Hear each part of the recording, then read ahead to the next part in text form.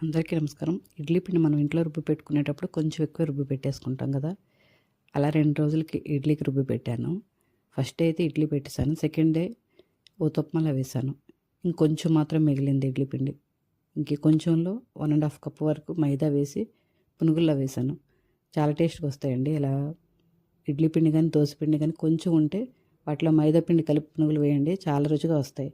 ఎలాంటి సోడా వేయాల్సిన అవసరం ఉండదు.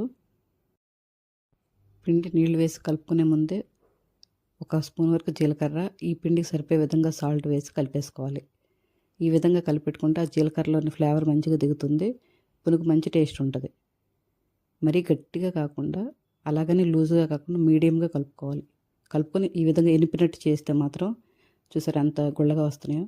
ఇలా పెట్టేసి వేరే బౌల్లోకి తీసి మూత పెట్టేసి దగ్గర దగ్గర 2 అవర్స్ పెట్టేసేయాలి.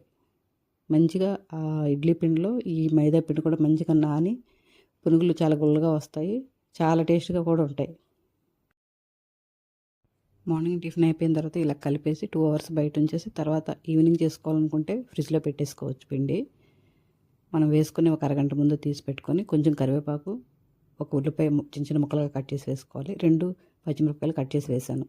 వేసి మంచిగా కలిపేసేయాలి. ఇంకా ఆయిల్ పెట్టుకొని డీప్ ఫ్రై చేసుకోవడమే.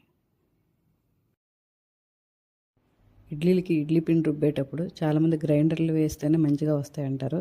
నేను గత 22 ఇయర్స్ నుంచి వేస్తున్నాను అనమాట. మిక్సీలోనే వేస్తాను. చాలా మంచిగా వస్తాయి ఇడ్లీలు. అది ఫస్ట్ టైం నాకు వైజాగ్లో ఆంటీ ఉండేవాళ్ళు. ఆవిడ చెప్పారనమాట. అప్పటి నుంచి సేమ్ అదే విధంగా కలుపుతాను. ఇడ్లీ పిండి పొంగితే మాత్రం చాలా నీట్గా వస్తాయి ఇడ్లీలు. గుళ్ళగా వస్తాయి, మెత్తగా స్మూత్గా ఉంటాయి. నేనైతే ఎప్పుడు మిక్సీకే వేస్తాను. ఊతప్మా వేసినా కూడా గుళ్ళగా బాగా వస్తుంది.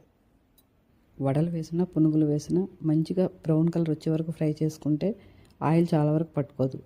ఆయిల్లోంచి తీసి వేడిగా ఇలా జల్లిబొట్టులో పెట్టుకుంటే ఇంకొంచెం ఆయిల్ ఉన్నా కానీ కిందకి కారిపోతుంది. ఇంకో వాయి వేగిపోయేలోపు ఈ విధంగా టిష్యూలో ఆ వాయి వేసుకుంటే మనకు ఒకదాని ఆయిల్ ఇంకో దానికి పట్టుకోకుండా ఉంటుంది. కొంచెమన్నా ఆయిల్ని మనం తగ్గించేవాళ్ళం అవుతాం ఈ విధంగా చేసుకుంటే. చాలామంది వరకు పునుగులు తినాలంటే బయట అంటారు. అసలు ఇంట్లో చేసుకున్నంత టేస్ట్ బయట చేస్తే అస్సలు ఉండవు. ఎంత టేస్ట్గా ఉంటాయి. ఇలా ఇడ్లీ పిండి కొంచెం మిగిలినా కానీ పునుగులు వేసుకోండి, భలే రుచిగా ఉంటాయి. చాలామందికి ఇప్పుడు జనరేషన్ వాళ్ళకి తెలియకపోవచ్చు. మా జనరేషన్ వాళ్ళందరికైతే ఈ టిప్స్ చాలా వరకు తెలుసు. హైజీనిక్ ఇంట్లోనే చేసి పెట్టడానికి ఇష్టపడతాం. పిండి కలుపుకునేటప్పుడు మంచిగా కలుపుకుంటే చూడండి ఎంత గుల్లగా వచ్చాయో. లోపలంతా మంచిగా ఉడికి ఎక్కువ ఆయిల్ కూడా పట్టుకోలేదు. చాలా టేస్ట్గా ఉన్నాయి. ఎప్పుడైనా ఒకసారి బయట ఈ పునుగులు తినేటప్పుడు పొట్ట చాలా అనీజీగా ఉంటుంది. అప్పటికప్పుడు పొంగడానికి మైదా పిండిలో సోడా వేసి కలిపేసి అప్పటికప్పుడు వేసేస్తారు. అది మన పొట్టకి